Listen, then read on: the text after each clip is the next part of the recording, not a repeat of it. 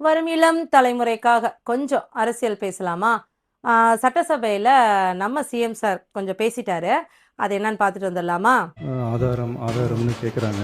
ஒரு 1 week back மாண்புமிகு நிதி அமைச்சர் பேசும்போது, ஒரு 3 டிபார்ட்மெண்ட்லேருந்து ரிவ்யூ பண்ணி அந்த ஃபைல்ஸ்லாம் என் டேபிளில் இருக்குன்னு சொன்னார். அது ஏதோ போகிற போக்கில் அவர் சொல்லலை. உண்மையிலேயே என் டேபிளில் இருக்கு. ஆமா. சிஎம் சாரு அவர் டேபிள்ல எல்லாமே இருக்குது. அத்தனையும் ப்ரூஃபோடு இருக்கு. ஓப்பன் பண்ண வச்சிடாதீங்க. எப்போ ஓப்பன் பண்ணணுமோ அப்போ கரெக்டாக எல்லாமே ஓப்பன் ஆகும். ஆனா அவர் ஸ்டெப் எடுக்க மாட்டாரு. ஒருவேளை அது அவர் ஆட்சி இல்லைன்னு நினைச்சிட்டு இருக்கிறாரா என்னன்னு எனக்கு தெரியல. அவரோட ஆட்சி, அவரோட மினிஸ்டர்ஸ் எல்லாருமே எல்லா ப்ரூஃபையும் குடுத்துட்டாங்க. அவர் கையில தான் காவல்துறை இருக்கு. வேணா நடவடிக்கை எடுக்க வேண்டியது தானே! இன்னமும் ஏன் வச்சுக்கிட்டு, நான் இந்த மாரி வச்சிருக்கேன். ஆனா நான் எப்ப நடவடிக்கை எடுப்போமோ அப்பதான் எடுப்பேன் அப்டின்னா, அப்ப அதுக்கும் நம்ம ஜோசியர்ட்ட டைம் எல்லாம் கேட்டு அதுக்கப்புறம் தான் அதுக்கு ஸ்டெப் எடுப்பாங்களா என்னன்னு எனக்கு தெரியல.